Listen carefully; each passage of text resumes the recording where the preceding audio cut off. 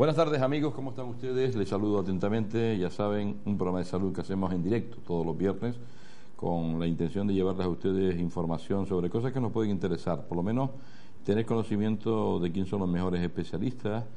Y hoy vamos a hablar de la alergología. Me acompaña un buen amigo que ya ha estado alguna vez con nosotros y que yo siempre le agradezco que venga aquí a Canal 4 TV pues a hablar de salud. Don Antonio García Dumpierre, buenas tardes, ¿cómo está usted? Muy buenas tardes, don Julio, muy bien. Muchas Oiga, gracias novedades. por invitarme. No, siempre darle las gracias que usted aparque un poco de su tiempo para que venga aquí a hablar de, yo digo, pedagogía sanitaria. Oiga, hacer un programa de salud y poder informar a los televidentes, que llevo muchos años, yo creo que es importante, ¿no?, que hablemos de estas cosas. Yo creo que sí, que es muy importante, particularmente siempre referido a lo que, digamos, es mi leitmotiv, que es la prevención. Claro. Obviamente, si las personas están correctamente informadas, pues lógicamente podrán prevenir muchas de las patologías que pueden sufrir a lo largo de su vida y serán personas sanas. Le voy a hacer una pregunta difícil, voy a empezar con preguntas difíciles. Si usted tuviera, porque hablamos de prevención y me está hablando de prevención primaria, ¿no? La prevención primaria, claro. secundaria, terciaria, pues esta gente pues les pone muchos nombres, ¿no? La primaria es aquella en la que el propio ciudadano, el propio paciente, la propia persona cuida de su salud sin tener que acudir a la secundaria, que sería cuando ya intervienen pues los hospitales o los médicos. Mire, ¿qué se podría hacer? Un ejemplo de prevención que a lo mejor lo entiende la gente perfectamente es un paciente que ha tenido un infarto, pues la prevención secundaria sería controlar todos los factores de riesgo, etcétera, claro, y la medicación que se le ajusta para que no vuelva a repetir el evento coronario. La pregunta difícil: ¿qué haría usted si usted tuviera la potestad de poder intentar enseñar? Porque yo veo que en ese lo decimos todo, yo se lo escucho a mucha gente, hay que hacer prevención, pero no hacemos poco, ¿no? Seguimos igual. Niños más obesos aquí en Canarias, más diabéticos que en ningún lado. Ya nos encontramos niños diabéticos tipo 2, que eso es un disparate. Sí. ¿Qué más? Cáncer aumenta, que es una barbaridad. ¿Qué podríamos hacer? ¿Qué se puede hacer? Es que la prevención abarca amplios aspectos, va desde la política en general, es decir, no solamente es los profesionales que trabajamos en la salud, desde enfermería, médicos, fisioterapeutas, etcétera, no solo eso, sino tiene que haber una intención política global para, evidentemente, dotar a todos los agentes que nos movemos en este ámbito a que eso pueda ser posible, pero no solo eso, también en otros ámbitos, en la educación, en los colegios, en los institutos, etcétera. Y eso no existe hoy día, no existe un movimiento de esas características porque el sistema en parte también está enfermo. Entonces el sistema vive un poquito del aquí y ahora, y el aquí y ahora es tratar enfermos o tratar, como muchas veces se le denomina, usuario, que a mí no me gusta mucho ese término, ¿no? Ya. Pero entonces poco podemos hacer. Decimos prevención primaria, hablamos de prevención. Tiene la prevención, no la prevención primaria. Estamos condenados debe hacerse, pero en el momento actual, por la estructura de nuestro sistema, no se está haciendo, desde mi humilde punto de vista, adecuadamente, ¿no? Mire, ahora mismo tenemos un cambio de consejero, ¿verdad? El señor Baltar, que vendrá con toda la intención del mundo, que se le supone o presupone una capacidad importante porque ha trabajado en la pública, ha trabajado en la privada, está por ver. Fácil no debe ser consejero es muy complicado, ha habido muchos. El señor Morera venía con la aurora de poder hacer muchas cosas, habrá hecho lo que ha podido, poco. La anterior, la Virgen Mendoza, exactamente igual, y ahora el señor Baltar. O sea, lo primero que se intenta aquí, por lo que veo yo, es bajar las listas de espera, que es una gran condena y además, desde el punto de vista político, es fatal, porque lo que interesa. Entonces, oiga, se centra en eso prácticamente todo el dinero. Entonces hablamos de prevención. Imposible. Claro, pero correcto. ¿Dónde está cuando se dice quién le pone el cascabel al gato? Claro, pero siempre estamos al final. Pero si tú planificas y inviertes en políticas de prevención primaria, las listas de espera disminuirían mucho porque no habría tantos enfermos en las listas de espera, no estarían enfermos. Entonces, quizás por ahí es por donde hay que empezar, y no por la inmediatez, no por los cimientos, porque cuesta mover todo el conjunto. Claro. Yo no creo, fíjate, obviamente yo no soy un experto en gestión, ni mucho menos, ni soy político, ni nada de eso, pero tengo la sensación de que más que dinero, lo que cuesta es implicar a todos los agentes que tienen que estar implicados. Y ese gasto energético, ese gasto humano, me parece a mí que es lo que más cuesta, ¿no? El tener ese convencimiento, ¿no? Tú tienes que convencer a todos esos agentes. Y eso es algo, eso es una herramienta política, eso es una planificación política. Pero claro, si nos vamos a la inmediatez, la lista de espera, bueno, pues entonces voy a intentar, ¿no?, con un plan agresivo, disminuir la lista de espera durante 3-4 meses, consigues que disminuya, pero luego vuelve otra vez a incrementarse, porque lo que hay que incidir es en la prevención. Hay que incidir en la prevención. Te voy a poner un ejemplo. Póngamelo. Que a lo mejor yo ya pido disculpas, que a lo mejor no viene muy a cuento, pero mira, hace relativamente poco tiempo estaba en el sur con mi hija. Mi hija es pequeña. Entonces estábamos en una tienda que a ella le gusta mucho, de unos juguetitos y tal, pero resulta que en esa tienda venden más cosas. Sí. Y en esto que había un cartón de tabaco y vio una imagen que era un cáncer de pulmón. Entonces, claro, ella enseguida, papá, ¿esto qué es? Y le expliqué y me dijo, ¿y entonces por qué lo venden? ¿Qué edad tiene su hija?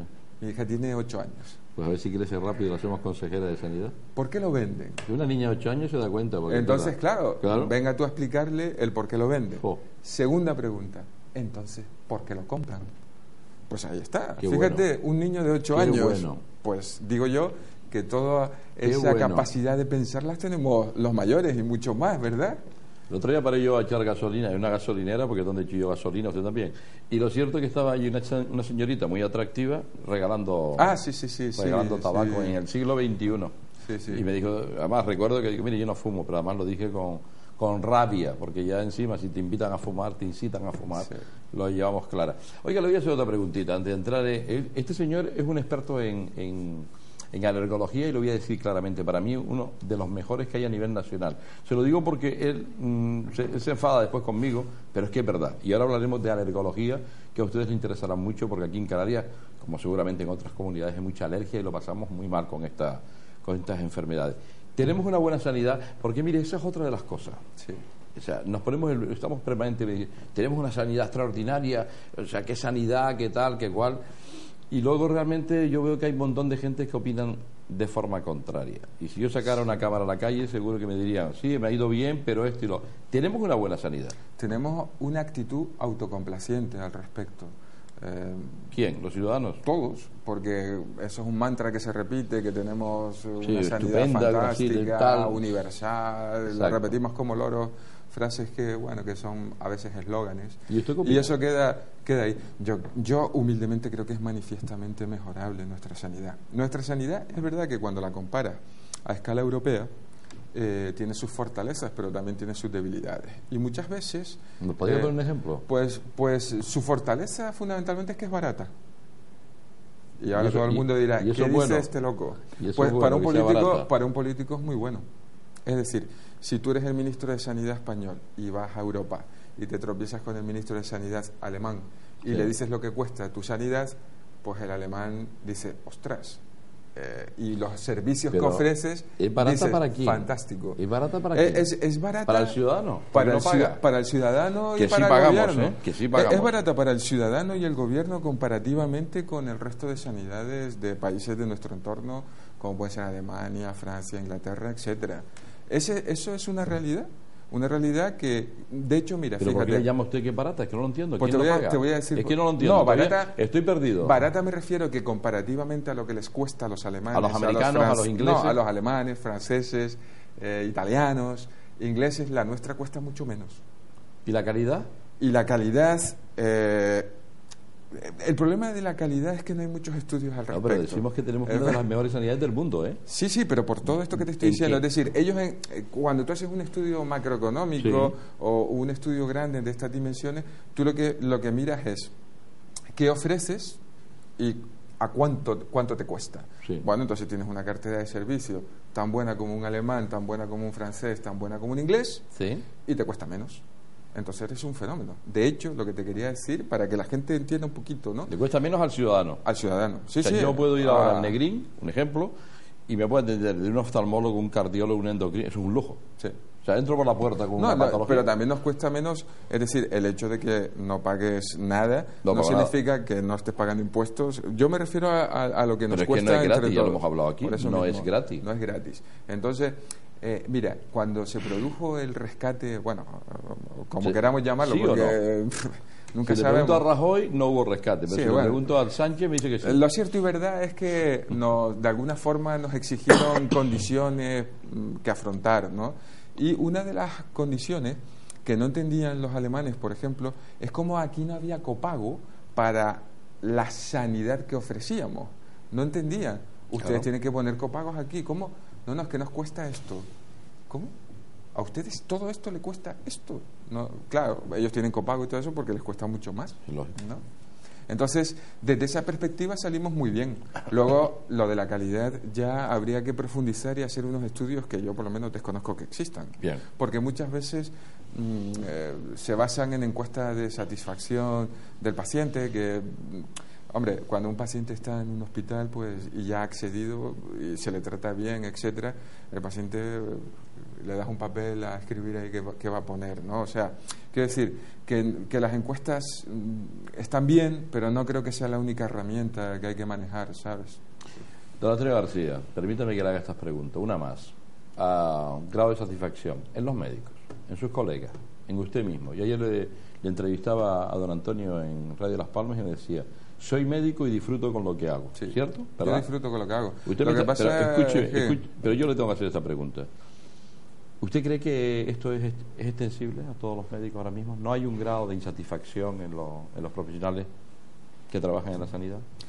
Claro que hay un grado de insatisfacción. Lo que pasa es que económico, al sobre final, todo, de todo tipo, de la estabilidad del empleo, económico también, obviamente, pero yo creo que ese salto ya pasó, porque económicamente siempre hemos estado peor valorados o peor remunerados que los que el alemanes, resto, franceses, sin duda, italianos, etcétera, por eso ¿no? se marchaban de aquí. Claro. Y el saltito ahora es quizás el tema de la insatisfacción en cuanto a la estabilidad en el empleo, que hay gente que firma contratos por horas, o sea, no puedes tener a un médico en ese plan. O sea, alguien que... yo siempre digo una cosa, imaginemos que yo sea cirujano, que no lo soy. ¿Tú quién prefieres que te opere? ¿Un señor que se encuentra a gusto y no tiene ningún problema, o uno que está contratado por 3 horas? ¿Que está pensando si paga la hipoteca o tiene que ir a Hacienda a presentar eso alegaciones? lo entiende cualquiera, ¿no? Entonces, desde ese punto de vista, el principal problema hoy día, pienso yo, es la estabilidad del empleo, ¿no? No existe una estabilidad en el empleo, se han generado una bolsa de médicos maltratados desde mi humilde punto de vista, también en enfermería, etcétera. Sí. Es un mal en la sanidad, ¿no? Que ahora parece que tienen la intención de recomponerlo un poco, por lo menos eso he escuchado en alguna declaración desde el gobierno central, que quieren hacer una macro regularización en el funcionariado en general, no solo en los médicos, sino en los profesores, etcétera. Ya veremos en qué queda eso. Pero mi grado de insatisfacción, soy capaz de abstraerme, yo disfruto con lo que hago y con mis pacientes. Hay que abstraerse porque si no, entonces sí que vas mal. Si tú estás mal, los pacientes están mal. Si yo estoy bien, puedo conseguir que mis pacientes estén bien, pero si yo estoy mal, no. Entonces, mi principal ejercicio, mi principal abstracción es estar yo bien. Ya sé que suena a lo mejor un poco egoísta, pero es la realidad. Perfecto, además es súper entendible. Hablo con muchos especialistas y me dicen, no, las subespecialidades, ¿verdad? Dicen que muchos de ustedes dicen que es buenísimo que existan las subespecialidades, pero yo ayer también le preguntaba a usted una cosa. Usted, antes de alergólogo, es médico. Cuidado. Correcto. ¿Por qué digo esto? Porque a veces se nota ciertas carencias en muchos médicos que venga un paciente, o sea, el cardiólogo ve el corazón y ya no ve que puedan haber emociones, que puedan haber afectaciones por otro lado, que puede ser el riñón, en fin, muchas de estas razones. ¿Usted no cree que el médico tendría que ser como el médico antaño? Como dice usted, oiga, yo veo al paciente en su globalidad, porque cuando enferma el corazón no solo enferma el corazón, usted bien lo sabe, ¿no? Es correcto, soy un firme ¿Por qué esto no se ha intentado de alguna forma darle más notoriedad a que el médico tenga esos conocimientos generales que se le presupone, pero que luego en la realidad no están ahí? Me estás haciendo pensar... Piense Me usted. estás haciendo pensar algo que siempre le he intentado dar forma, ¿no? Creo que eso forma parte del resultado de lo perverso que es el sistema. Y me explico. Es decir, yo soy un firme defensor de la formación integral del médico. Creo que un médico tiene una profesión humanista, no técnica, científica, que es como se nos ha querido tratar últimamente, ¿no? Por eso lo de las subespecialidades y tal igual. Porque también creo que si abandonamos esa formación humanística integral, es más fácil de convertirnos en un funcionario y de manipularnos, ¿no? Claro. Entonces creo que el sistema, a lo mejor no hay nadie urdiéndolo, pero le interesa más ver al médico como un técnico que como un humanista. Y yo me considero, o creo que la medicina es una profesión humanista, no técnica, científica. Bien, o sea, la medicina gerenciada otra vez. Hay que intentar ver que los costes sean razonables y muchas de las ocasiones... Pero siempre y cuando, o sea... No lo más caro es lo más barato. Claro, efectivamente. Entonces, siempre y cuando eso sea coherente, ¿no? Es decir, porque las cifras son también perversas. Yo puedo ver muchos... Yo siempre pongo un ejemplo, mira. Si yo, por ejemplo, veo 50 pacientes en una mañana porque tienen una manchita en la piel, como la que tengo yo, por cierto, y tú ves a un paciente que ha tenido la desgracia de tener un terrible accidente de tráfico, tiene politraumatismos múltiples, tiene rupturas de vísceras internas con hemorragias, un traumatismo cráneoencefálico que le estás controlando, etcétera. Tú has estado toda la mañana con ese paciente y yo he estado toda la mañana con esos 50. ¿Quién es más productivo? ¿Tú o yo? Claro. Pues a lo mejor alguien es capaz de decir que lo soy yo. Bueno. Y yo digo que no. Claro. Porque veo 50. Sí, sí. Entonces ahí es donde quiero parar. Esto no es solo una cuestión de cifras, ¿no? Esto es una cuestión de hacer las cosas bien. Pero escuche, siempre se miran las cifras. Claro, porque es lo más fácil. El de 50 porque... Pero porque es lo más fácil, lo más inmediato, pero Julio. También, sí, pero nos estamos equivocando, ¿eh? No hay nadie que tenga la valentía, y me refiero a los consejeros que han habido y los que pueden haber. Es decir, vamos a intentar... Pero es que debe ser que no puede. Porque escuche, no creo o sea, que ¿cómo no, le dices esto a un paciente que lleva 7 meses esperando para hacer una resonancia? No creo que no es que no puedan, porque toda esa gente está muy bien formada y no son tontos. Quiero decir, toda la gente que ha formado parte de la consejería y que son consejeros son gente bien formada. Lo que pasa es que tú necesitas dar una respuesta rápida, es lo que yo creo, ¿no? Y claro, esa inmediatez... Y se salta cosas, hay que saltar cosas. Claro, esa inmediatez hay que saltarlas. hace que no podamos, no empezar a eso. construir la casa por los cimientos, ¿no? Y pero entonces así llevamos es desde que yo tengo razón, claro, hace 50 sí, años pero así. Es un mal que yo creo que no mejorando la sanidad, porque si ahora hiciéramos una encuesta de la sanidad, porque eso es otra de las cosas, empezamos a decir encuestas que yo creo que no sé quién las hará de satisfacción, parece que sale un 9 y pico de que tenemos una sanidad extraordinaria. Siempre salen, y es en lo que se ampara. Es lo que se ampara. Los guarismos son altísimos. Lo que se amparan los responsables cuando hacen un estudio, pero yo te digo que no solo tiene que valorarse ese tipo de encuestas, que claro, después, es como cuando hacen una encuesta para ver a quién votas, ¿no? Dice, hemos llamado a no sé cuánto, ¿a ti te han llamado alguna vez? ¿A mí? No me va a llamar a mí. Y digo, contra, yo ya que soy empiezo yo a cumplir años y nunca he tenido la suerte de que me llamen para ver a quién voy a votar ni estas cosas. Eso es como el que dice, ¿no? Dice, los mejores dermatólogos opinan de esta manera. Seguro que claro, no han preguntado sí, ninguno. Los líderes, esto que está muy de moda ahora, wow. ¿no? Este señor es un líder de opinión y no Tomadura sé qué, de ¿no? pelo. No sé, es todo muy espectáculo, muy mediático, ¿no? Los medios de comunicación tienen una responsabilidad grande y un papel importante, ¿sabes? Y manipulan muchas veces por intereses. Creo que tiene que ser algo que tiene que implicar a muchas personas, casi a la sociedad al completo. Y dentro de poco tendremos que tomar una decisión. Cuando digo dentro de poco, no me refiero a que mañana o pasado. Supongo que en un plazo corto de tiempo, años, pero pocos, en los cuales tengamos que decidir qué modelo sanitario tenemos, porque los costes se van a disparar sí o sí por varios motivos. Primero, porque vivimos más. En segundo lugar, porque estamos carentes de población joven, con lo cual nos estamos envejeciendo. En tercer lugar, porque la medicina que viene ahora, que es la medicina individualizada, personalizada, requiere un elevado coste tanto farmacéutico como de pruebas diagnósticas, etcétera. Y eso es un reto al cual nos vamos a tener que enfrentar ya, y estamos perdiendo el tiempo desde mi humilde punto de vista. El otro día iba escuchando la radio y escuchaba una entrevista que le hacían al señor Baltar, y él agradecía de forma contundente que el señor Amancio Ortega estaba haciendo algo grande, porque el que le dieran dinero para poder invertirlo, que al final redunda en pacientes oncológicos, pues en aparataje y en mejores en mejores estructuras para ese servicio de oncología. Esta mañana estaba yo en el doctor Negrín y coincidí con el doctor don Pedro Lara, ¿no? Y le sacaba el tema a relucir, y él me decía, y por eso estoy autorizado a decirlo, él me decía, esto es bueno para nosotros, el que nos llegue, que había una diferencia además con Tenerife, no quiero entrar en esa polémica, pero había una diferencia, y ahora se las contaré. Y yo la pregunta que le quiero hacer es esa, ¿no? Todavía cuestionamos que venga un señor que tiene pasta y que diga tantos millones para lo que haga falta en oncología, y hay una polémica con ese tema. Pero hay una polémica ¿Su opinión cuál es? Con una asociación ¿Bueno o malo médica o no sé muy bien cómo llamarla. O política.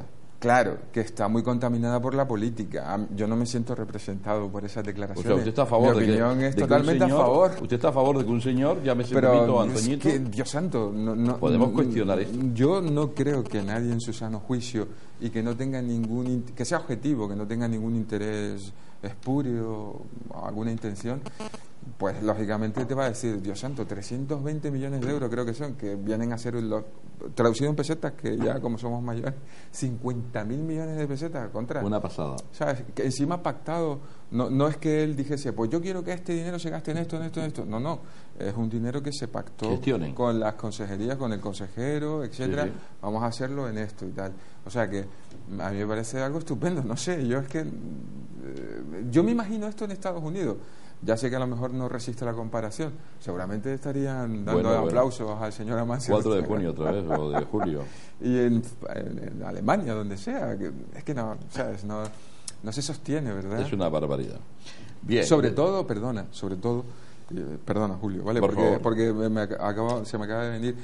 Con el tema de la crisis hemos tenido además un problema importante, que es que todos los instrumentos o todos los aparatos tecnológicos que tenemos en los hospitales se han ido envejeciendo porque no se ha podido renovar, ¿no? Entonces ese dinero que ha inyectado sirve para intentar renovar equipos, comprar equipos modernos, porque en eso estábamos sufriendo, ¿no? Eso también lo tiene que saber la gente, que a lo mejor la gente no sabe y piensa, pues teníamos un grave problema que con el tiempo de la crisis, que no se estaba invirtiendo en el mantenimiento, en la reposición de las cosas que se iban deteriorando por el uso y el paso del tiempo. Y este señor, contra 50.000, no sé, es que no...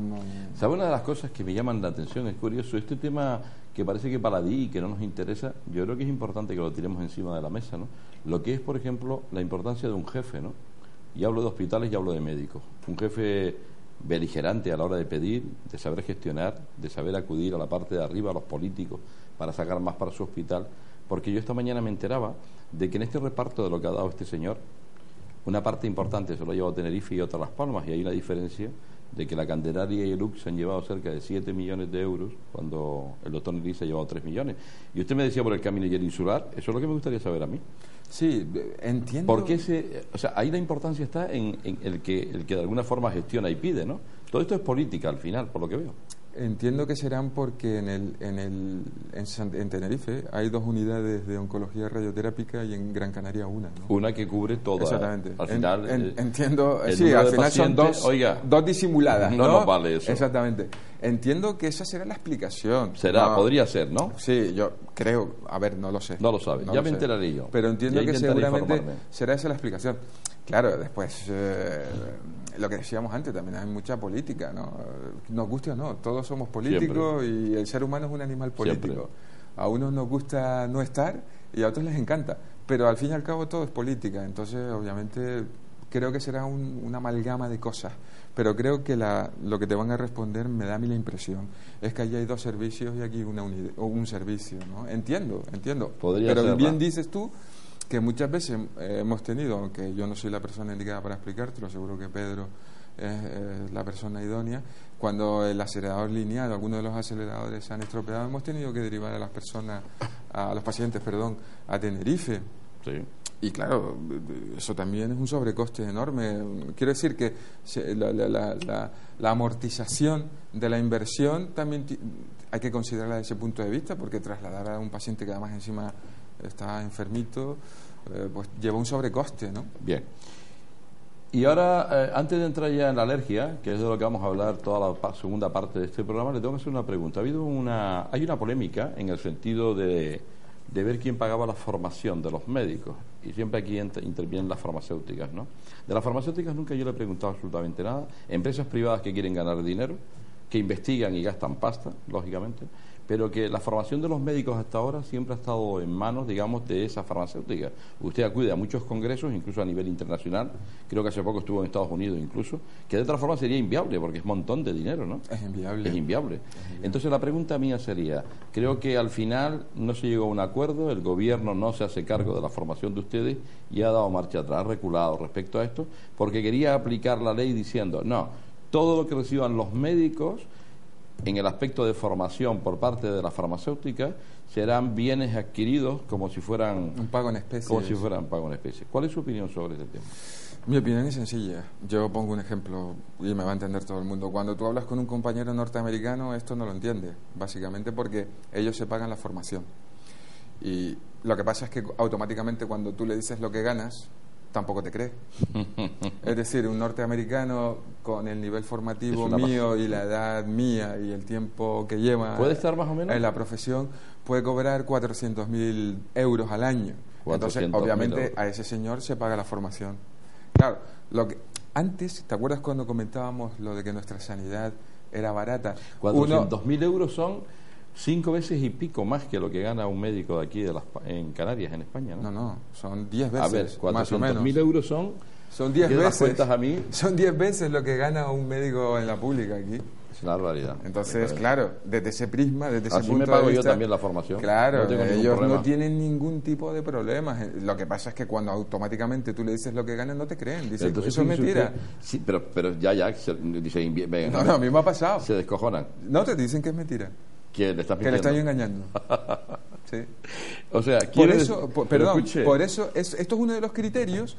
Esto es uno de los criterios, el por qué nuestra sanidad es más barata que en Alemania, Francia, etcétera. Tiene 3 trípodes, ¿no? El primero es el bajo sueldo de los empleados de sanidad en su conjunto, no solo los médicos, la enfermería, los auxiliares, celadores, etcétera. En segundo lugar, que el precio del medicamento es mucho más barato que en el resto de esos países, ¿no? Y en tercer lugar, porque con el tema de la crisis no se ha invertido en el tema de nuevos equipos ni en la restauración de los equipos que estaban derruidos, ¿no? O estaban en malas condiciones. Entonces, todo eso junto hace que seamos más competitivos, por decirlo de alguna manera. Claro, ¿qué pasa? Que automáticamente si el gobierno se tiene o el hospital, porque lo que querían es que fuese que el hospital dijese, bueno, pues le hace falta a usted formación, no sé qué, claro, pues sería un gasto de dinero inmenso y obviamente eso no lo van a asumir. Y además los médicos, lógicamente, si fuere así, en el supuesto caso de que tuvieran que ponerlo como especie, aquí se formarían 4. No irían. ¿No van? No irían. No, a mí me han dicho, pero no voy. Lo triste de todo esto es que tú necesitas una formación continuada. Cada vez estamos más en el asunto de que hay que vigilar la formación continuada del médico. Es decir, usted se tiene que formar, yo quiero que usted se forme y yo quiero que usted me demuestre que se está formando. Y por otro lado te dicen esto, es que es un país contradictorio. Es lo que hablábamos antes, que hay que verlo desde una perspectiva tan global que a veces hay gente que o bien le importa poco el asunto, ¿vale? Pues porque inútiles no creo que sean esas grandes mentes que tenemos en el gobierno nacional, o que les interesa cambiar el modelo. Claro. La vía MIR es una vía que casi todo el mundo reconoce como válida. Es difícil, muy difícil, cuando un médico accede después de terminar medicina. Saben ustedes que hay números clausos, hay que conseguir un número alto, está por 13 y pico. O sea, ser médico o intentar estudiar medicina no es fácil, pero luego termina uno medicina, 6 años estudiando para después hacer la vía MIR, que te accede a hacer una especialidad, y que en muchísimas ocasiones no puedes estudiar lo que quieres realmente. Eso pasará, que es así. Usted, que es un defensor de la vía MIR, hasta donde yo sé, sigue pensando que es una de las vías mejores que hay, porque defectos tiene. Una de ellas es que no hay exámenes parciales, sino que simplemente con estar allí y caerle bien al jefe y ser eso en los últimos años se está intentando paliar, y en algunas especialidades se están haciendo exámenes obligatorios, no en todas, pero en algunas sí. Yo creo que eso va a ir progresando y va a ir todo en vías de ese camino, ¿no? Claro que tiene sus defectos la formación MIR, pero creo que dentro de los defectos que tiene es la mejor forma para acceder a una especialidad, la más justa, desde mi humilde opinión, ¿no? Antaño, yo no viví esa época, claro está, pero antaño la formación era un poquito también pues se heredaba de padres a hijos muchas veces, o había mucho enchufismo, como decimos. Y nos encontrábamos gente que eran 2 y 3, tenían 3 especialidades. Y después la perversión ahí fue que cuando se instauró el sistema MIR, pues a muchos de estos pues, les exigían poca cosa y tenían muchísimas especialidades, habiendo estado a lo mejor 3 meses no sé dónde. Bueno, eso ya no existe, ¿no? Obviamente, y eso me parece un paso muy importante, porque estamos hablando de hace 40 años, ¿no? Cuando el modelo, creo que fue en el 78, cuando se empezó con la vía MIR, si no recuerdo mal, 40 años mal contados, y para mí sigue siendo la vía idónea, con las mejorías que requiere. Últimamente hay una polémica que también ha dado marcha atrás el gobierno, que era con la troncalidad, era un poco que todo el mundo tuviese una formación, soy un defensor de eso, vaya por delante, una formación común durante los 3 primeros años y luego irse especializando. Creo que eso es muy importante.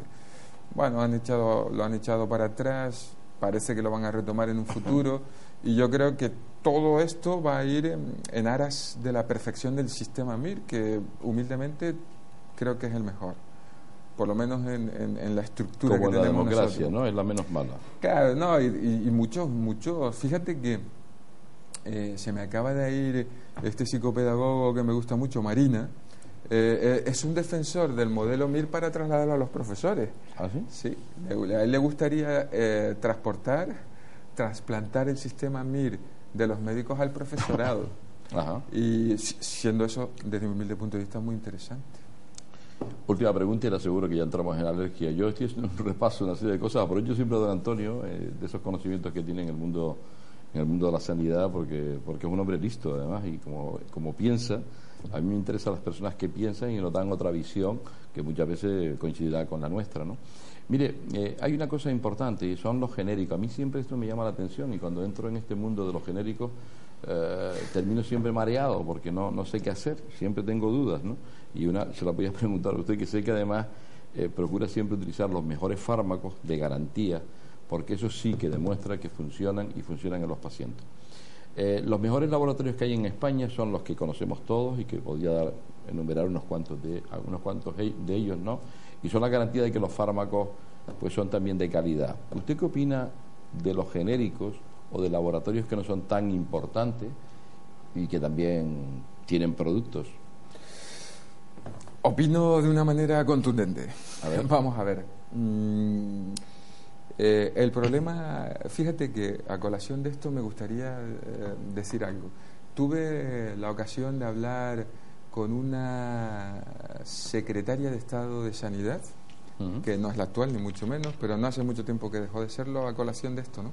Y entonces tuvimos ahí una pequeña polémica, porque bueno, yo defendía la investigación y el desarrollo que hacen las multinacionales versus la poca inversión que hacen los laboratorios pequeños, que venden genéricos. Que lo que hacen es fusilar, o sea, lo que hacen es coger. Claro, sí, bueno, y muchas veces el material lo compran, pues, no sé, en otros países que a veces uno... de no mucha garantía. Claro. Entonces, bueno, pues me quedé asombrado porque lo que me vino a decir es que, bueno, que eso era lo de menos y que lo importante es que los medicamentos eran más baratos, ¿no? Y bueno, entonces dije yo, pero bueno, también si la investigación y el desarrollo es muy importante, la innovación, para que el Producto Interior Bruto de un país crezca, porque esto tiene unas consecuencias rápidas. Es que esa empresa desaparece, o por lo menos desaparece creando el nivel de empleo y con los recursos económicos que tenía, porque obviamente una empresa que se dedica a genéricos necesita un teléfono, un señor y poco más. Mientras que el otro tiene una infraestructura que estamos hablando de biólogos, bioquímicos, claro. No lo sé, creo que da un valor a un país. De hecho, muchas multinacionales importantes, cuando se ven en apuros, que son marcas referenciales para ese país, ¿no? Me estoy acordando de marcas francesas o norteamericanas, es una marca del país, ¿no? Y es un valor. Entonces me asombró un poco esa pregunta. Luego le salté con el tema de que cuando se creó el Real Decreto, que ya me parece que fue 2004, ya no me acuerdo muy bien, fue cuando Trinidad Jiménez era la ministra de Sanidad. Pues yo lo que entendí en un momento determinado en la lectura es que podían llevar un 30% menos de la dosis.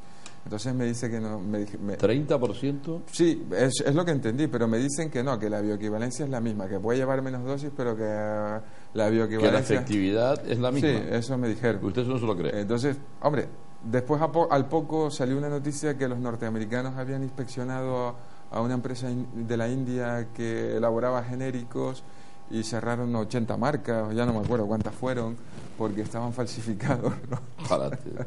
Entonces, claro, a mí me genera ciertas dudas, yo no voy a negarlo. ¿Usted emplea marca? Yo empleo marcas. ¿Siempre? Siempre, sí, sí. ¿De genérico? Empleo marcas porque me las tomo yo, entonces entiendo que si yo me las tomo, es decir, si yo me tomo una marca, pues no le voy a dar a mi paciente un genérico, ¿no? Lo hace así, punto. Pero al final... A lo mejor estoy equivocado. Escuche, ¿pero está o no está equivocado, no, don Antonio? Quiero decir, yo ¿me va a dejar otra vez en la confusión? No, yo creo que no estoy equivocado. O sea, ¿usted cree que está haciendo lo que debe hacer? No tengo, aunque insisten mucho desde las consejerías, etcétera, de que sí, yo eso humildemente no lo tengo muy claro. A mí me gustaría saber de qué se toma el consejero o esta gente a la hora de tomar. Lo digo sin mala historia, lo digo porque realmente aquí hay una diferenciación. Mira, una de las dudas, mira, esto es una tontería lo que voy a decir probablemente, pero vamos a ver, hay una marca y un genérico y los dos valen igual. ¿Por qué se empeña la administración en el genérico si valen igual? Claro, precio de referencia. Porque lo que están haciendo muchas marcas es poner el mismo precio. La marca pionera pone el mismo precio que el genérico. Y se sigue fomentando el uso del genérico, no sé si como un recurso pedagógico, pero es que no tiene mucho sentido. Pedagógico, yo diría economicista. Pero si vale igual, si tiene el mismo precio. ¿Tiene el mismo precio? Pues no tiene sentido. Te puedo dar muchos ejemplos que no los voy a dar porque son marcas... la amoxicilina, por ejemplo, de Bichan, ahora no sé si era de otra empresa o de... Me da igual, el laboratorio, que era la auténtica. Sí. Otra amoxicilina cuesta exactamente igual. Un ejemplo. No sé si pasa con las amoxicilinas, pero... O con los omeprazol. Pero pasa con medicamentos que yo sé... De la alergia. Sí. Mismo precio. Pues se fomenta el uso del genérico. ¿Y no sabe el por qué? No lo sé. Claro, el razonamiento que me hago, digo, será pedagógico, ¿no? Pedagógico para... Es que no lo sé. Pero si va a lo mismo. Va a lo mismo. Ahí hay truco. Por eso te digo que no me quedan cosas claras, entonces yo no me los tomo y no se los doy a mi niña, pues no se lo voy a dar a un niño de mi consulta, ¿no? No sé, es que te digo que no tengo claro. Pero ahí debe existir algo, yo tendré que indagar, preguntar a algún laboratorio de estos, a algún responsable. No me han sabido nunca responder, porque esa pregunta también se la hice a la secretaria de Estado y no me la supo responder. Lo que me decía el otro día una persona que, hablando de este tema, porque lo suelo sacar mucho a la palestra, me decía, ¿por qué no hay genérico en las insulinas? No lo sé. Sí, es que, a ver, si es un medicamento y la insulina sí que no puedes estar con historias, porque lógicamente bajar la glucemia tienes que bajar la glucemia. Ni 30% ni gaita. O sea, la insulina rápida o el Lantus, o me da igual la insulina que utilicemos, dice, bueno, ¿por qué no hay aquí también genéricos entonces? Yo, curioso, hace tiempo, recuerdo, pero mucho tiempo, y creo que hablamos tú y yo, o lo sacamos una vez a colación, o te lo saqué yo en la radio, ya no me acuerdo muy bien, que bueno, yo estaba empezando a ejercer. Recuerdo que habían unos pacientes con una determinada patología que estaban peor que otros en función del medicamento que tomaban. Solo habían dos, era fácil porque solo habían dos. Entonces acudían mucho a urgencias y tal, y yo decía, diablos, estos pacientes están peor, y da la sensación de que toman este A y no B, ¿no? Sí. Los que toman B no les suele pasar tanto. Y estaba con un compañero que es internista hoy día, y lo pensábamos los dos igual, ¿no? Y luego pasaron como 10 años, tú invitaste a un compañero que era de esa especialidad en concreto. ¿Sí? Y dijo, bueno, pues a unos residentes muy listos de Madrid le han dado un premio porque se han dado cuenta que haciendo un análisis espectrofotométrico de masas, vieron que el medicamento A era el mismo, tenía menos dosis que el medicamento B. Vale, pero esos dos medicamentos todavía no existían genéricos, porque te estoy hablando de hace 25 época años. nada, ¿sabes? todos marcas, claro. Entonces, si pasaba con las marcas, yo digo, Imagínate pues no con sé, esto ahora. y luego cuando salió a colación esa investigación que hicieron los norteamericanos en la India, no sé qué, digo, esto necesita un control más fehaciente, ¿sabes? Bien, muy interesantes las cosas que comenta el doctor. Nos tenemos que ir a publicidad. Le quería preguntar una cosa puntual, pero no me da tiempo. Nos vamos a ir a publicidad a la vuelta. Vamos a entrar en el tema de la alergia de una forma directa, ¿vale? ¿Qué es una alergia? Porque se produce cosas importantes que puede aclararnos don Antonio, sobre todo en tratamientos actuales, si hay otros mejores. En fin, vamos a intentar entrar en lo que él es un experto, yo diría a mis hijas, un máquina, ¿vale? Alergología, don Antonio García Dumpierre. Volvemos enseguida.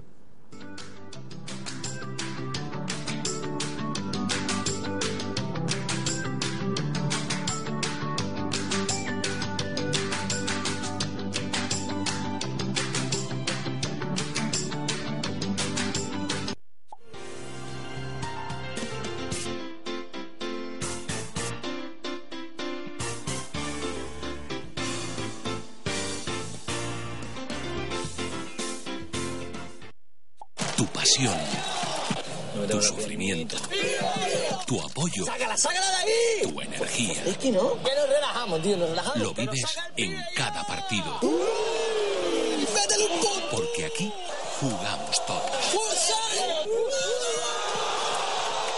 ¿Y tú? ¿Eres amarillo? Unión Deportiva Las Palmas. Todos jugamos. Abónate.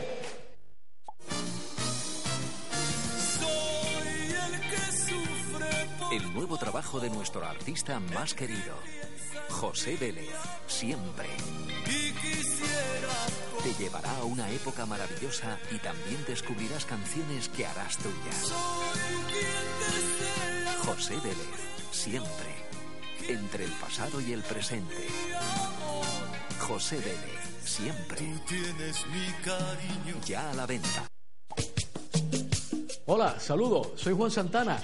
Recordarles, todos los viernes por la noche a partir de las 9, el programa Calentito, aquí en Canal 4.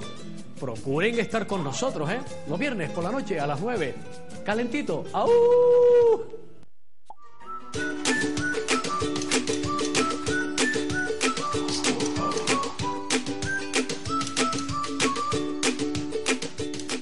Oye, Quillo, ¿qué quieres? O Panchito, ¿qué refrescos tienes?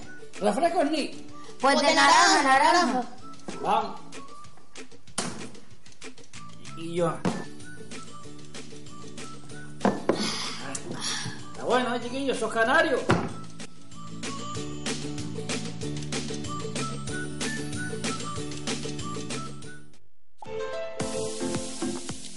Resonancia Abierta Gran Canaria en Telde te informa que su resonancia se realiza en 24 horas, la máxima calidad al mejor precio de Gran Canaria, 180 euros.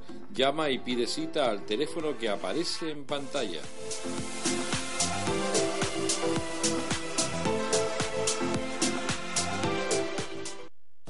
¿Quieres viajar por el mundo sin moverte del sofá? Pues Mucho Viaje te lleva a los lugares más bonitos y apasionantes, donde verás desde la cultura de otros países hasta los espacios naturales más insólitos del planeta. Mucho Viaje, de lunes a viernes a las 3 de la tarde en Canal 4 Televisión. Posiblemente el mejor tratamiento contra la artrosis, Carticuren Plus, un tratamiento muy eficaz en la artrosis. Carticuren Plus, un sobre al día, durante 3 meses, te mejora el dolor articular y te facilita un feliz movimiento. De venta en farmacia, Carticuren Plus.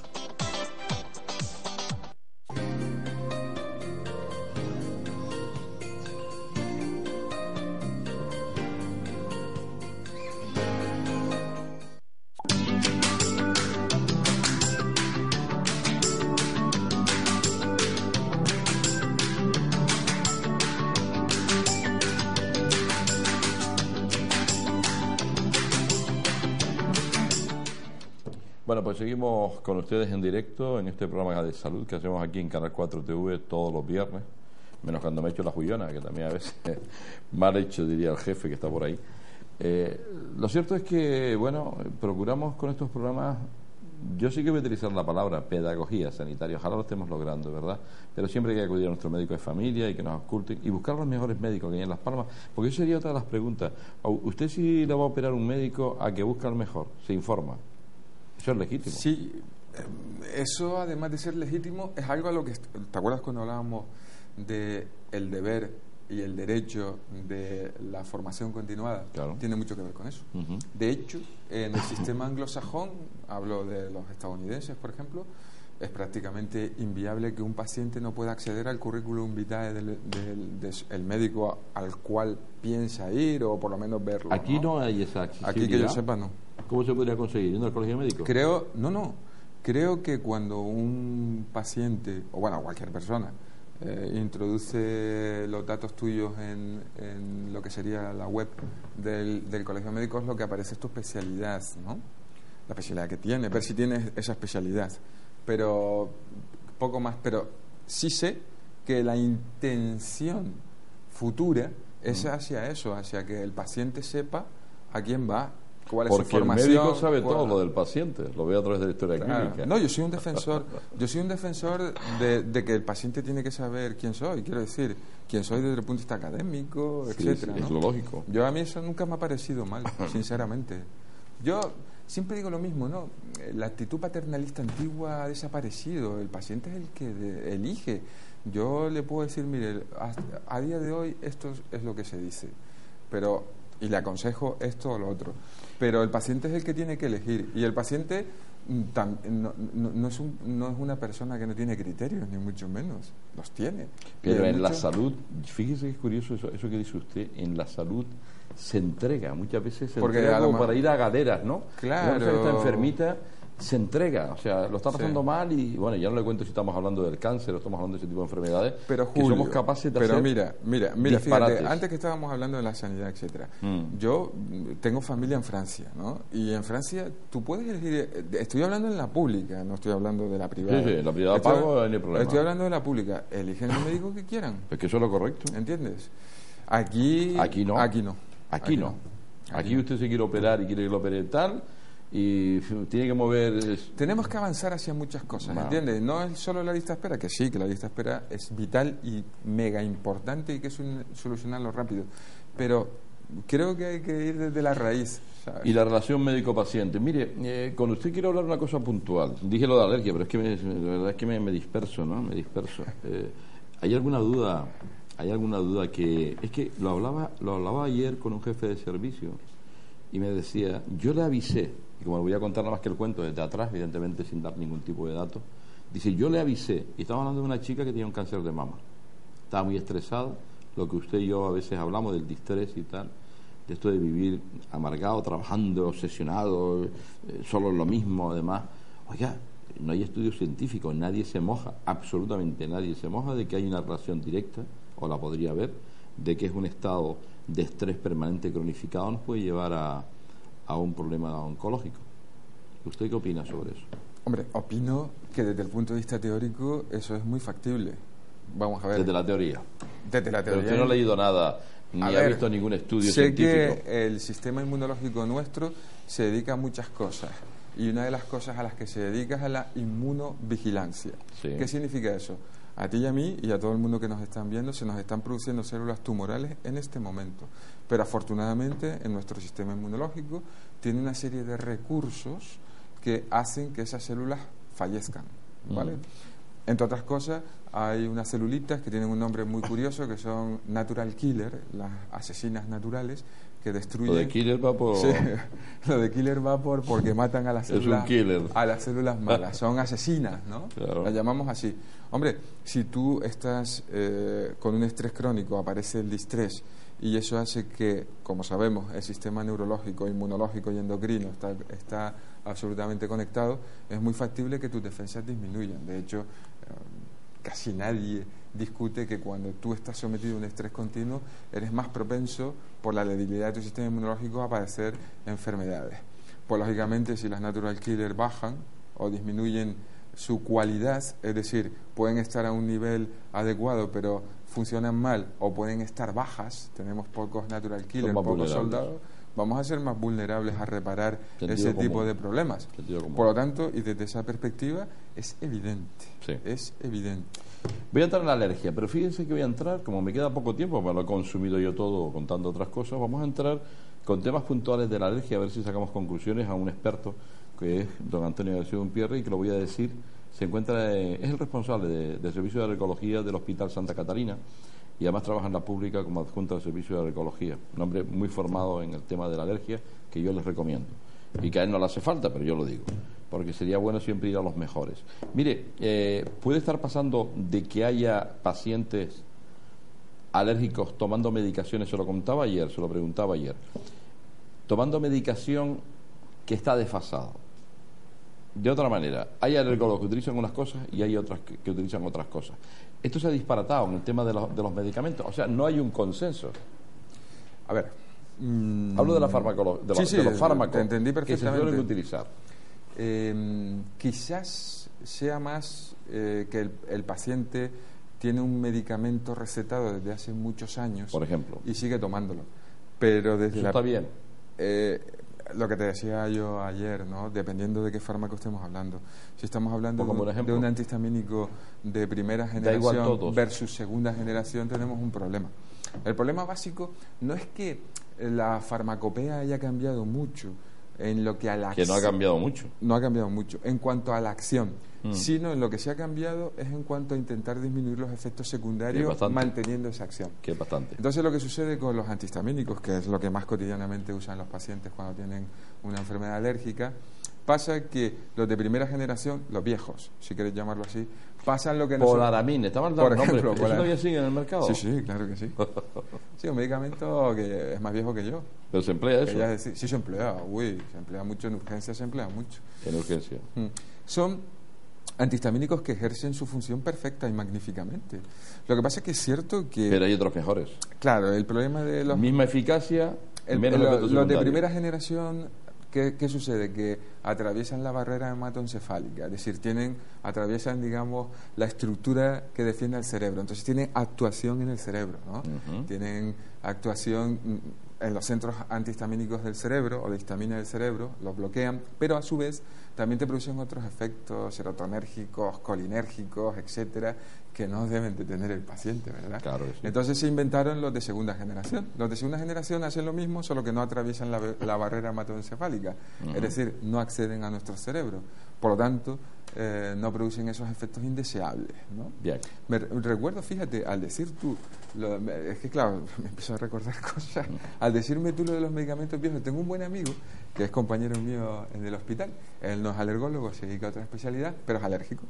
Y entonces un día me dice, coño, Antonio, estoy tomando este medicamento, un medicamento que ya estaba prácticamente retirado, ¿no? La época de Cristo. Y digo, Dios, ¿y cómo consigues esto? ¿no? Y me dice, "Bueno, este medicamento me ha ido siempre bien". Digo, claro, pero el problema era que producía una arritmia maligna ventricular que se llama torsada de Poix, ¿no? Vaya, Yo no lo sabía. Vaya guasa, ¿no? Digo, pues esto se retiró porque se retiró, se ha dejado porque en algunos pacientes hemos visto arritmias ventriculares malignas tipo torsada de Poix. Entonces, coño, eso es lo que suele pasar, ¿verdad? Tú vas buscando el efecto, Lógico. que el efecto es quitarte los síntomas, evidentemente, pero luego hay que tener Eso lo en conseguía, cuenta, pero también... claro, después hay que tener en cuenta lo demás. Entonces, lo que te decía que lo que ha evolucionado todos los fármacos es hacia eso, a minimizar, conservando los efectos terapéuticos ideales, los efectos secundarios. Yo esta pregunta se la voy de alguna forma intento razonar estas cosas porque es que está pasando, ¿no? Es mi opinión, a ver lo que dice don Antonio. Por ejemplo, con los productos que tienen que ver con el colesterol o los antihipertensivos o los que utilizan ustedes en el tema de la alergia, ¿no? Ha habido una evolución y hay productos que consiguen la máxima eficacia con menos efectos secundarios, pero en cambio no se utilizan según qué médico conozca el producto o no lo conozca, ¿no? Ahí entran las farmacéuticas otra vez que intentan vender su producto, pero hay otros mejores, ¿no? Pero eso se palía con la formación continuada. Es decir, la formación continuada Claro. no te lo da la farmacéutica. Claro. O sea, eso no tendría sentido. Uno tiene que saber discernir si efectivamente está utilizando el mejor producto en las dosis adecuadas. Tú a ¿no? veces ves cosas, ¿no? O cómo se esfuerzan algunos resultados en el sentido de adornos, ¿no? Los adornos, como yo los llamo. La base es esta, vale, perfecto, eso es así, pero luego a veces meten algún adornillo que te cuesta decir tú, coño, esto parece que está cogido con alfileres y tal. Pasa con multitud de medicamentos. De hecho, por eso muchas veces se abre, digamos, la ventana a utilizarlo en otras patologías, ¿verdad? De repente aparece un medicamento que tú lo conocías para el uso, pues yo qué sé, de la próstata, y de repente sirve para crecer el pelo también, ¿no? Entonces, claro, ahí también hay que hay que estar centrado. Pero yo creo que discernir sí. entre dónde está. Pero usted ha dado la clave. A mí me ha gustado la respuesta de que se consigue a través de la formación continuada. Si usted se está formando permanentemente, llegará a entender esto y esto, claro. O llegará en un momento determinado y dirá, cuidado, estoy utilizando este producto, pero todo, con esto y para es verdad. Todo. Y esto no solo lo digo en el ámbito de la medicina. Pero eso también viene bien para los políticos que están diciendo, ¿y quién da la formación a los médicos? Los médicos, que evidentemente es un interés personal, porque si usted se quiere formar hoy con internet y con 1000 cosas, consigue esa formación, ¿no? No, el problema básico estriba en otras cosas. Vamos a ver. Yo siempre digo lo mismo, ¿no? Si yo, por ejemplo, voy a dar una comunicación a Londres, sí, por poner un ejemplo, y voy representando al Servicio Canario de Salud, al Hospital Dr. Negrín, digo yo que eso también le interesa al sistema, ¿no? Digo, solo lo digo. O si publico un artículo en una revista de alto impacto internacional, también eso tiene una repercusión, porque ahí aparece Hospital Universitario Dr. Negrín de Las Palmas de Gran Canaria, en todos los artículos. Eso es muy importante.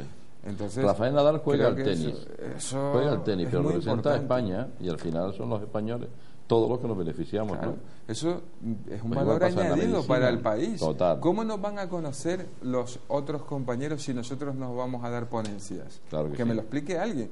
Acabaremos, pues, desconocidos. Seremos auténticos desconocidos, sí, aquellos que están allí, pero no dicen nada, no aportan nada, no publican nada, no dan ninguna conferencia. Entonces, usted no tiene ningún complejo desde el punto de vista alergológico, ¿no? ¿Complejo en qué sentido? Complejo, o sea, usted es alergólogo, acude a muchos congresos. ¿Qué pasa? Que los americanos saben más que usted, los ingleses. Usted ve que son extraterrestres. Hablan un idioma sí lo hablan, pero me refiero a nivel alergológico, a nivel de alergia, ¿hablan diferente? ¿O hablan lo mismo? Hablan lo mismo. Y tratan de la misma manera. Hablan lo mismo y tratan de la misma manera. Eso es así. Pero es así. que... Además, en nuestra especialidad en concreto resulta que en algunos países pues ni siquiera son alergólogos especialistas los que la tratan, porque no existe la especialidad como tal. Y entonces ahí incluso a veces ves deficiencias. Total, ¿no? O sea, en el americano, en el inglés y en el... Es así. Vale. Ayer yo entrevistaba a don Antonio en otro medio de comunicación y decía algo que me llamaba la atención, ¿no? Que evidentemente una rinitis, que parece una cosa muy banal, tengo una rinitis, no sé qué, y este tipo de enfermedades nos pueden llevar a enfermedades más importantes, la importancia de tratarla. Yo lo que te quería expresar ayer es que por el hecho de que una enfermedad sea extraordinariamente frecuente, no significa que la tengamos que dejar a un lado dentro de lo que es la normalidad. No es normal tener una enfermedad, claro, y no es normal tener una rinitis alérgica, porque lo que hablábamos ayer también de que las rinitis pueden ser por múltiples causas. Cierto es, en nuestro medio particularmente, la causa más frecuente es la alergia. ¿Qué sucede con eso? Que la nariz forma parte de una estructura del árbol respiratorio, la llamamos siempre la vía aérea superior, pero que está comunicada con la vía aérea inferior. Es como si nos imaginásemos que es un tubo, una sola vía que conecta nuestra nariz con nuestros bronquios. ¿Qué sucede? La inflamación alérgica no es más, la enfermedad alérgica no es más que una inflamación, si queremos resumirlo en síntesis. Pues si la inflamación empieza por la nariz, a eso lo llamamos rinitis, y la dejamos progresar en sentido descendente, llegará a los bronquios, y a eso lo llamaremos asma. Es decir, un asmático antes fue un rinítico. Por lo tanto, si tengo un rinítico en mis manos, estoy ante un potencial asmático, claro, con lo cual tengo que evitar que eso suceda. La medicina preventiva. ¿Y cómo no puedo esperar a que se me haga asmático, claro, para empezar a preocuparme. Es a lo que quiero llegar. Sí, no, muy interesante, ¿eh? Y además, fíjese una cosa, entonces, ¿qué pasa? Aquellas personas que llevan una rinitis de hace un montón de tiempo, es que a mí me dicen, no, llevo con esto, y además en los periodos estacionales típicos donde aparecen, o sea, fatal, tantos así que llegan hasta incapacitarles, ¿no? Sí. Tienen una medicación. O sea, ¿cuál es la forma de actuar ahí realmente? ¿Qué debe hacer la persona? Aparte de que se tome su antihistamínico y alguna cosa más que le manden. ¿Qué podría hacer? El paciente tiene que conocer que existe la posibilidad, porque fíjate que llevo ya unos cuantos años en esto y todavía hay muchos pacientes que desconocen que se pueden hacer asmáticos. ¿pero qué dice? Claro que sí. Claro, cuando dice que se puede ser asmático, ya la gente Acojona. dice, Dios santo, esto Sí. parece Estamos hablando de algo serio ya. esto que me Cuidado. han dicho que es tan banal, pues... Sí. Claro, eso es el primer punto, ¿no? Conocer en qué puede desembocar el tener síntomas. Yo siempre digo que los síntomas no hay que esperar a tenerlos para tratarlos, Sí. porque eso lo único que vas a conseguir es ir subiendo escalones y padecer una enfermedad. Es como si el hipertenso se toma la pastilla, espera que se le suba la tensión y se toma la pastilla. Ah, ya se me bajó. Mal hecho. Ya ahí se han producido unos daños, Claro ¿verdad? que sí. Lo que nosotros pretendemos con la pastilla de la tensión es que no se suba la no tensión. suba. Pues lo que yo pretendo con estos pacientes es que no tengan rinitis. Claro. Entonces hay que adiestrarlos. Primero, ellos deben de saber a qué son alérgicos. Eso es lo primero. Lo más importante es evitar lo que me da alergia. Si soy capaz de evitar lo que me da alergia, mejor tratamiento que ese no existe. En segundo lugar, si eso no puede ser, porque el agente es muy ubicuo y le hace daño al paciente por más que intente evitarlo, pues ya hay que ponerle un tratamiento de mantenimiento para que el paciente esté asintomático. Claro. Y así evito la evolución hacia cosas peores. Eso es el leitmotiv. Para eso hay medicamentos, muchos, no solo los antihistamínicos, porque ayer también hablábamos que el uso solo de antihistamínicos o uso solo de un broncodilatador, el más conocido, el salbutamol o Ventolin, solamente, eso es una medicación que no está mal usarla, obviamente, porque es una medicación de rescate, pero es una medicación de alivio sintomático. No es una medicación que va a la raíz del problema, va a aliviar los síntomas, de alguna manera los enmascara. El otro ejemplo que te ponía, que me gusta contárselo a los pacientes, es como si te partes un brazo. Me parto un brazo, en vez de operarme o escayolármelo, pues resulta que me dan morfina. Claro, no me duele, pero está roto. Desde que se va el efecto de la morfina, digo, oiga, póngame más o Otra vez. arrégleme esto. Pues un poco eso es lo que hay que evitar, ¿no? Sí. Voy a pedir los teléfonos aquí de este plató a mi compañero, por si usted le quiere hacer una pregunta a uno de los mejores alergólogos que tenemos aquí, en serio, ¿eh? Cualquier duda que tenga usted de alergología, pues nos llama y le pregunta a don Antonio García Unpierre, que lo tenemos aquí afortunadamente en Canal 4 Televisión, hablando de alergia. Oiga, la diabetes irreversible. Una persona diabética es diabético para toda la vida y es una enfermedad crónica, ¿vale? Con la alergia, ¿el asma es exactamente igual que la diabetes? ¿Es irreversible también? ¿Vas a vivir con el asma toda la vida? Sí, bueno, la irreversibilidad... ¿Y puede vivir toda la vida? Dentro de la definición del asma, la gente Cuéntelo. que conoce el tema puede ver un cierto grado de contradicción a donde queremos llegar al concepto, ¿no? Porque el asma o el ataque de asma es reversible con o sin tratamiento, ¿no? Es Sí. decir, yo puedo estar con ataque de asma, me ponen los aerosoles en urgencia y me voy bien, ¿no? O sea que se puede revertir, pero obviamente lo que es el estadio, digamos lo que es la patología o el diagnóstico de asma va a persistir.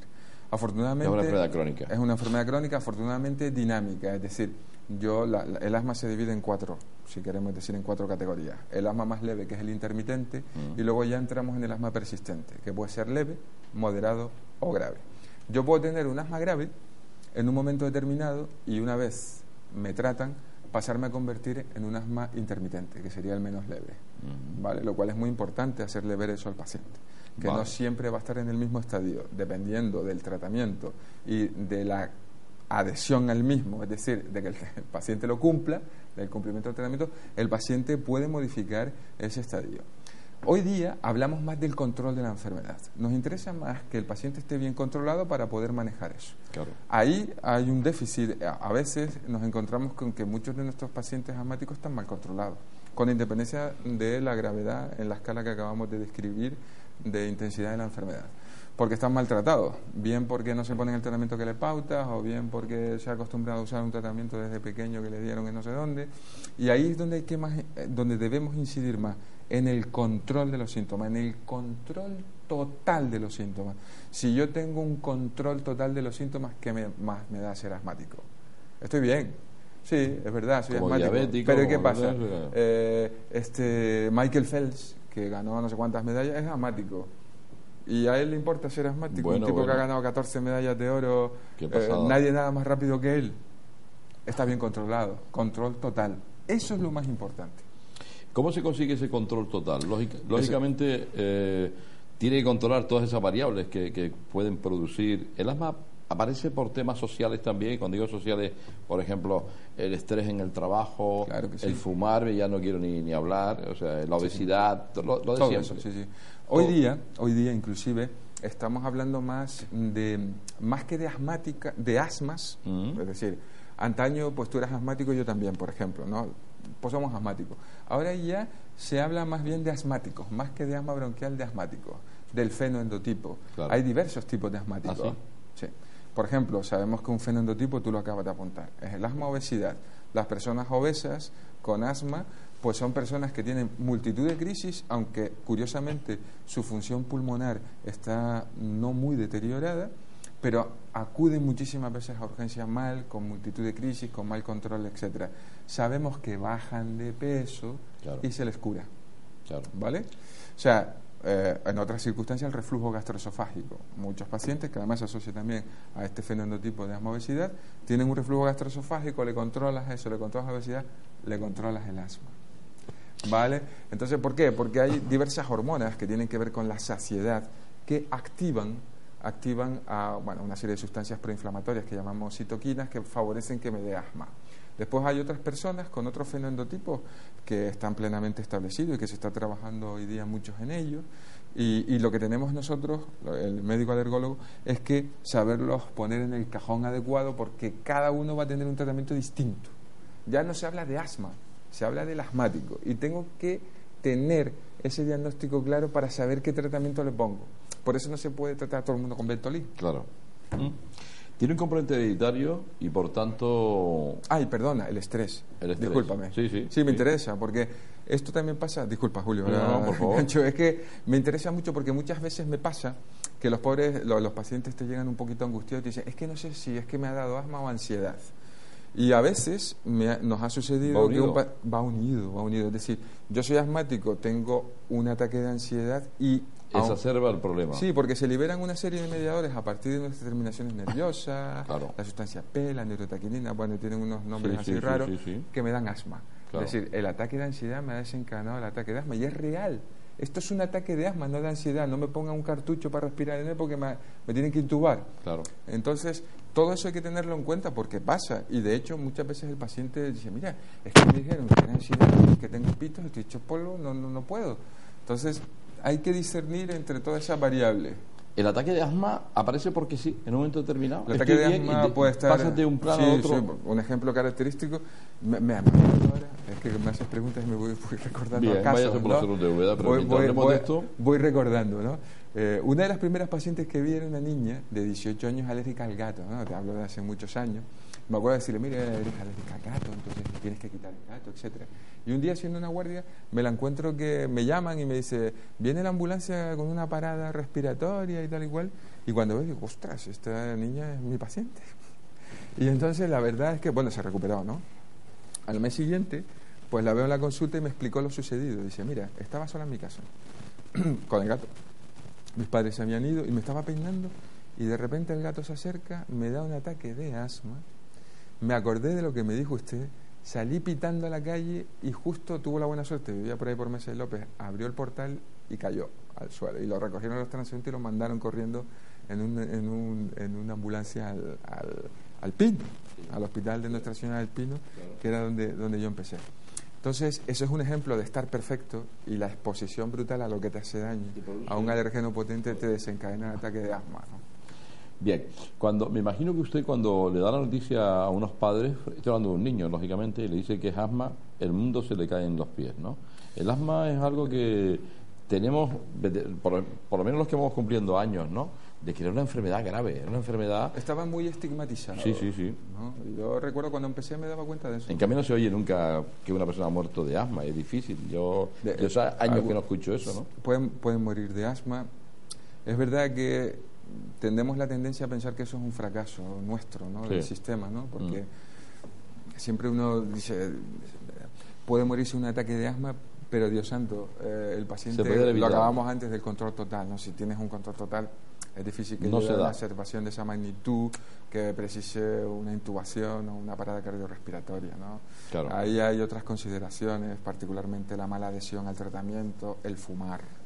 Es otro de los condicionantes. O sea, ¿usted conoce personas que son asmáticas y fuman? Claro que sí. Qué barbaridad. Claro que sí, porque el tabaco es un adictivo enorme y les cuesta mucho, ¿no? Sí. Y bueno, ellos son conscientes. ¿Pero qué ha sido primero? ¿El fumar o el asma o el fumar? Porque, claro, me da igual. Lo que sí te digo es que uno de los fenoendotipos que está muy en boga ahora son los asmas neutrofílicos, que son pacientes que fuman y no responden al tratamiento de igual forma Claro.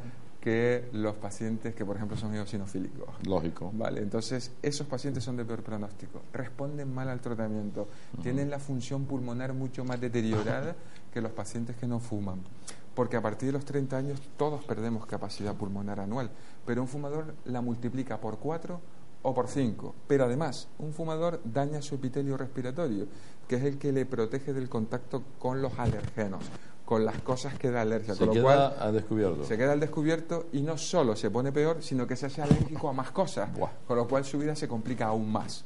Claro. Entonces, el tabaco ha dado lugar a este fenendotipo. Además, hay otro fenendotipo que antaño lo sospechábamos y hoy lo conocemos, que es el asma EPOC. Hay pacientes que son a la vez asmáticos y a la vez EPOC. Y son pacientes que obviamente son fumadores, ¿no?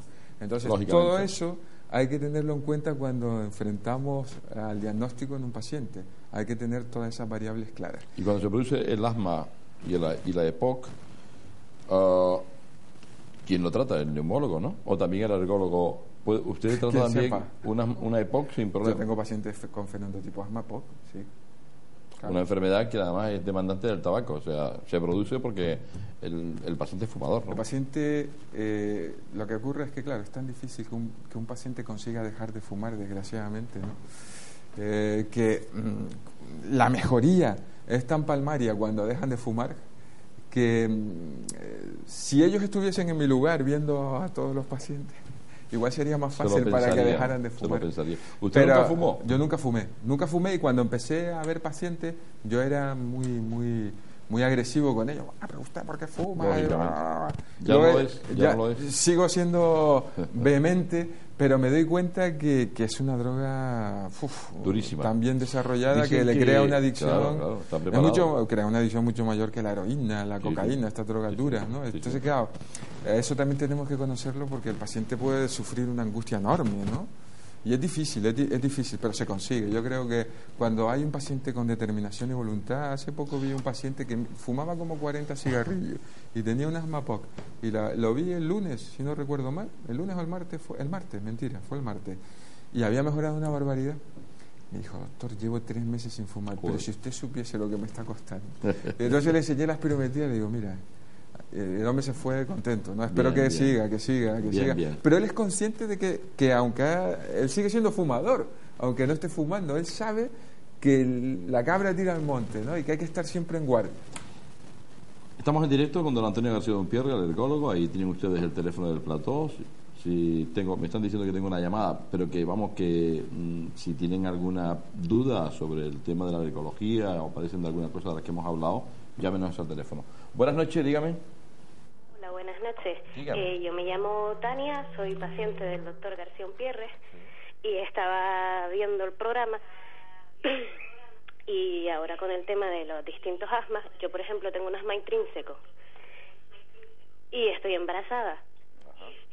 Entonces yo tengo un tratamiento que él me ha mandado y me va muy bien y aún así en noviembre tuve una crisis asmática muy fuerte, me tuvieron que poner prednisona, un pulmicor, aparte de lo demás que yo ya tenía, y era para ver si podía hablar un poquito más en profundidad de este tipo de asma que no tiene que ver con alergia en sí, pero es un asma. A ver, Tania, espera un momento. Antes que nada, felicidades por tu embarazo. Gracias. Ojalá salga todo bien, que va a salir bien, ¿verdad? Don Antonio, quiere que hable más sobre este tema, ¿no? ¿Se acuerda usted de esta paciente? ¿De tantas? Tania. Me da un poco de vergüenza siempre cuando me colocan en este brete. Seguro que sé quién es, ¿vale? Si la veo, obviamente. Vale, ¿no? Me perdonas, Tania, pero ahora mismo no consigo ponerle cara, ¿no? A mí me gusta ver a las embarazadas todos los meses, o intento que estén lo más controladas posible, porque tiene razón en una cosa. Ha dicho 2 cosas súper mega importantes. ¿Tiene datos para contestarle? Sí, creo. Sí, Tania, escucha una cosa. ¿Va a ser el primero? ¿Tienes más niños? Sí, es el primero, El primero, vale, venga, perfecto. Escucha que vamos a hablar sobre este tema para que estés bien informada, ¿de acuerdo? Ok. Gracias por llamar. Venga, un saludo, gracias, que te vaya bien. Gracias, mi niña. A También ver, don Antonio. ha dicho 2 cosas muy importantes. Una es lo del asma intrínseco, ¿no? El asma intrínseco Creo que ayer hablamos un poquito también, ¿no? Sí. Yo cuando empecé, decían el 80% es alérgico, o sea, extrínseco, y el 20% intrínseco. Luego pasamos al 85-15, al 90-10, ya vamos casi por el 95-5, ¿no? Yo creo que los asmas intrínsecos es que no hemos sido capaces de averiguar exactamente cuál es el alergeno responsable del problema. Hay otros compañeros que no opinan lo mismo que yo. Pero yo creo que es un poco un fracaso nuestro a la hora de intentar descubrir qué es lo que le está produciendo el mal al paciente. Muchas veces se quedó circunscrito a lo que se llamaba tríada de Vidal-Santier, que cursa con poliposis nasosinusal y rinitis, y suelen ser asmas que van mal. Eso también forma parte de un fenoendotipo que se llama asma eosinofílica tardía, que es lo que estaba apuntando Tania, que quería que habláramos. Entonces, a día de hoy, afortunadamente, para ese tipo de pacientes ha salido un tratamiento biológico. Embarazado no se puede tomar, claro está, que son las terapias dirigidas, personalizadas. En este caso es una anti-interleuquina 5. Bueno, tiene ese nombre así de raro porque la interleuquina 5 es la encargada de hacer que proliferen los eosinófilos.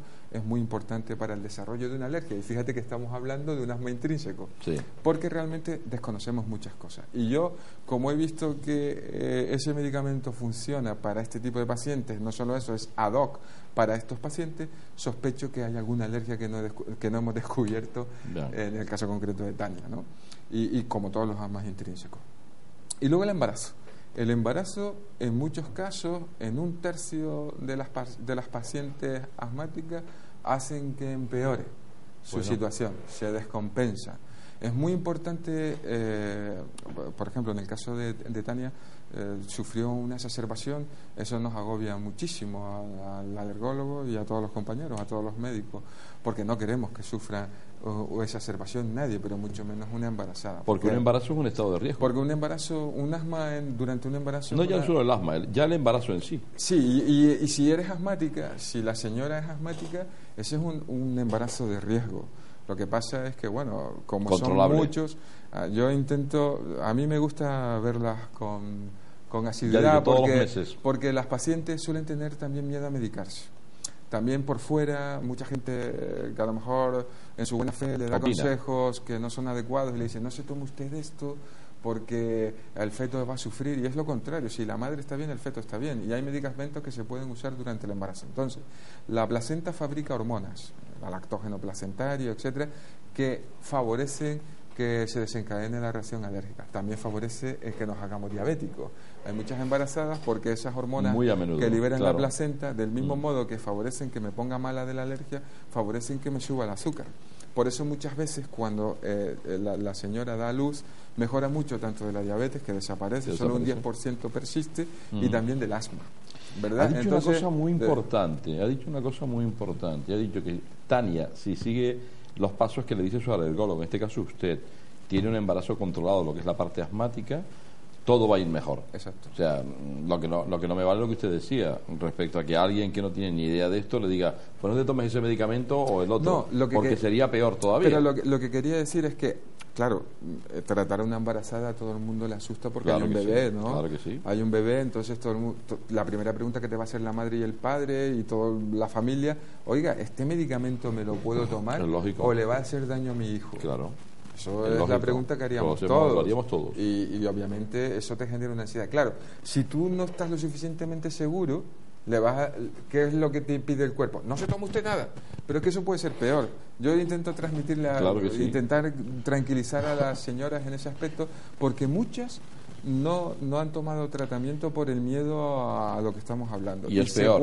Claro que es peor, porque tienen más posibilidad de tener un aborto, de que el niño tenga un crecimiento retardado intrauterino, se llama SIR, o que sean prematuros, o que nazcan con inmadurez pulmonar, o que se presente una preeclampsia, que son crisis hipertensivas que hacen que tengamos problemas. Entonces, todo eso, si la mamá está bien, el bebé no lo va a sufrir. Y entonces hay que poner la medicación adecuada, que existe, que hay medicamentos que se la toma la mamá que no afectan al bebé. Eso es así. Claro. O sea, llevan muchos años usándose, ¿no? Lógicamente. Y se ha visto que no pasa absolutamente nada. Y lo que, en este caso, la posible preocupación, y que seguramente lo tendrá Tania y cualquier mujer embarazada que pueda tener, que esté Yo embarazada. creo que a Tania le preocupaba dos cosas. Primero, que su asma intrínseco, el no saber qué es Sí. lo que le está haciendo daño, que eso es importante, porque claro, si yo te digo, oiga, a usted le hace daño el gato, quitas el gato y yo estoy curado, ¿no? Claro, la desazón, siempre, ¿qué pide un paciente? Oiga, ¿por qué me pasa esto? Evidente. Es lícito. Es su derecho. Claro, es lícito. Entonces, a Tania le estamos diciendo, usted tiene un asma intrínseco, ¿vale? Es decir, un asma que no es alérgico, un asma que no sabemos por qué se le está produciendo. Pero sí sabemos que la mayoría o muchos pacientes que tienen un asma intrínseco tienen lo que yo te decía, una tríada de Vidal, que ahora sabemos que es un fenoendotipo eosinofílico tardío. Y sabemos que, curiosamente, cuando bloqueamos una de las sustancias importantes para la alergia, que es la interleuquina 5, mejora. Por lo tanto, seguramente es que no hemos sido capaces de reconocer el alergeno que le está produciendo el asma a Tania. Vale. Y por eso lo llamamos asma intrínseco. Yo humildemente siempre considero eso un fracaso. A mí, cuando tengo que decir que un paciente tiene un asma intrínseco, me duele. Bien. Pero Una cosa- insisto, luego hay gente, compañeros, que defienden que existe el asma intrínseco y que el paciente no es alérgico. Yo discrepo. Discrepa. Última pregunta respecto a lo de Tania. Las posibilidades de que el bebé pueda ser también asmático. Decíamos antes que tenía un componente hereditario. Hay estudios que lo que te dicen es, si un papá es alérgico, si Tania es alérgica, 37% de probabilidades. Si la pareja de Tania, el papá, es también alérgico, llega al 80%. Aumenta. Del resto, no. El resto no. El Vale. resto, hombre, tú puedes tener genes que no se hayan expresado en tus hijas, ¿vale? Y tus hijas heredar esos genes. Y esos genes, aparecen en la descendencia de tus hijas, en tus nietos, y sí, expresarse, y sí aparecer el asma. Cuando hablamos, a mí me gusta hablar más que de enfermedades hereditarias, enfermedades genéticas, es decir, que el problema está en los genes, o que sabemos que hay moléculas en los genes que hacen que sea más probable que yo sea alérgico, atópico, asmático, ¿vale? Bien. Pero no significa que mi padre o mi madre lo tenga, porque muchas veces la gente, cuando escuche herencia, dice, pues en mi casa no hay, pues mi padre y mi madre, todo el mundo estamos buenos. ¿Qué me dice usted? No, por eso me gusta más hablar de genética, Bien. más que de hereditario. Bien, don Antonio, no sé qué tiempo me queda, me lo van a decir seguramente ahora por el pinganillo. 5 minutos me quedan, 5 minutos no me da tiempo a mí ni para, vamos. Y tengo una llamada, damos la llamada y ya casi lo tengo que ir despidiendo hasta invitarle en breve otra vez aquí a Canal 4 Televisión. Buenas noches, dígame. Muy buenas noches, no me pierdo un programa suyo de Salud de Vida. Gracias. Interesante, Bien. porque aprendemos mucho de las demás personas, pero voy a dar mi versión sobre la alergia, sobre el asma, porque lo he vivido. Ya mi hijo tiene ya 46 años. Desde los 2 años y medio, mi hijo empezó con una alergia y que era asmático, que si era alergia al polen, a las flores, bueno, en fin, que se le hizo las pruebas, me gasté un dinerazo, desde el castillo, me fui. Bueno, para no cansarle todo esto que le voy a decir. Porque me queda poco tiempo, es que me echan. Sí, por eso me Lo tiene voy que reducir. a recortar el dineral que me gasté, Gracias. ¿vale? Terminé con hablar con el médico de aquí de Las Palmas, aunque ya le digo que fui